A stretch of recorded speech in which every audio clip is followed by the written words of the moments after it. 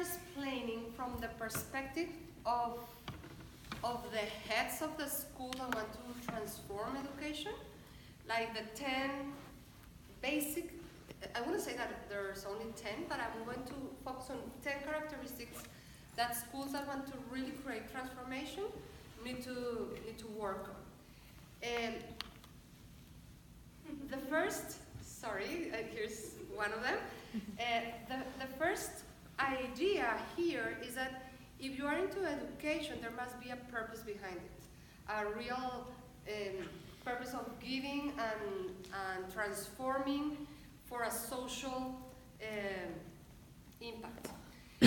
These are our children, Natalia and Nicolas, and when they were born, they made us wonder what was that we wanted to have in education, and how was that life, and what was that we wanted them to become. And we realized that it's not them becoming, but us changing in order to create a better context for learning and for growing. So there were 3 fingers pointing to us.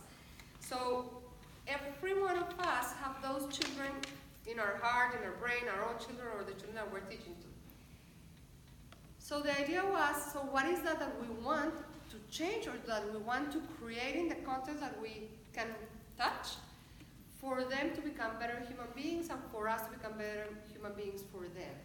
And in the search, we defined that we wanted to create tools for life in order for them to be able to live a balanced life, a meaningful life, and obviously in order for them to become human beings that add value to whatever situation that we're encountering.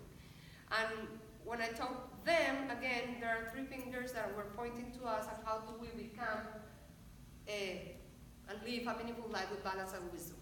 So in that order, that was like, whoa, ethereal there, we started looking for practical things that we could do as owners of schools, and as educators, and as parents, in order to create those tools and to better equip a context for the humans that we were working with. So in that frame of reference, one of them, I would say the most important things that school needs to understand is that the process of transformation is a change in paradigms. And changing paradigms doesn't happen in one day. It's a process, and it's a process that has amazing things, but also hurtful things. And we need to deal with that process with the pain and the gain.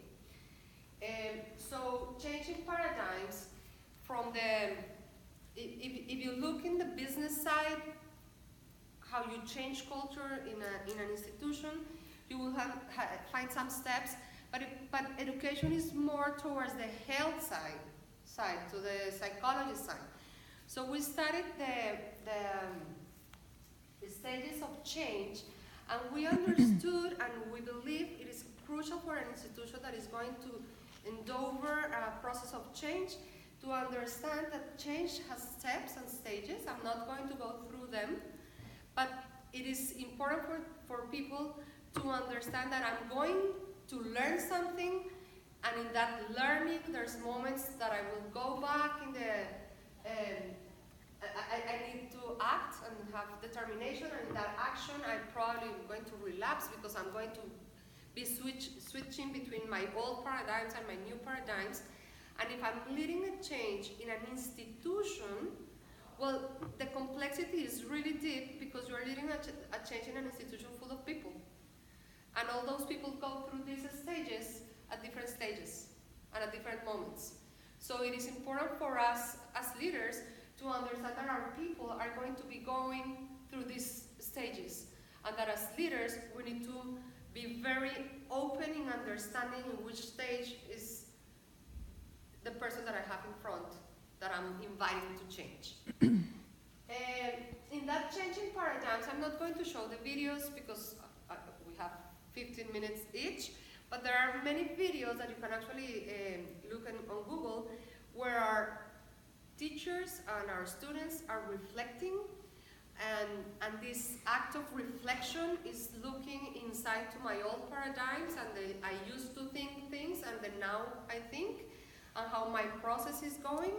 And it is important to make it explicit and to help the individual and to help the institutions see the process that they're living and how their paradigms are switching, and probably we have paradigms that are not allowing us to move forward and others that are actually pushing us.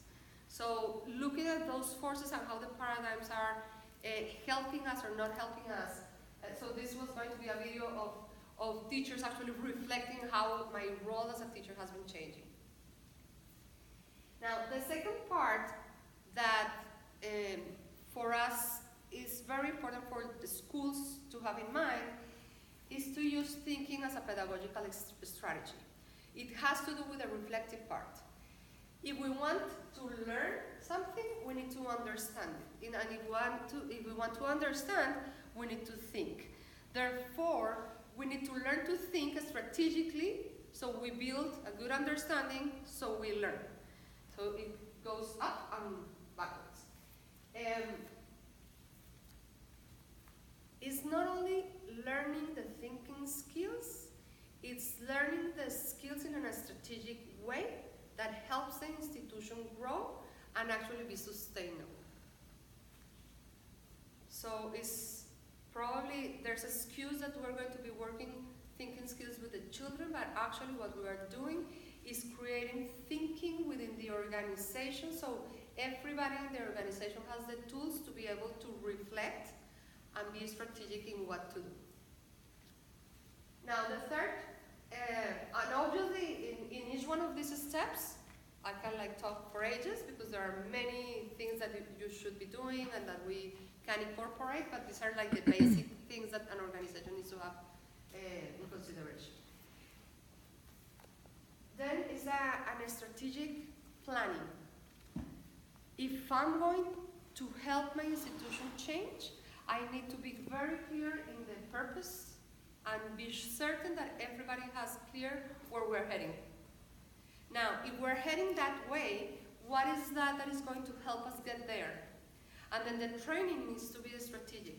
Today, educators are bombarded with training, and they are overwhelmed because we have training on this and training on that and training on, and it's very hard to actually make the connection on how every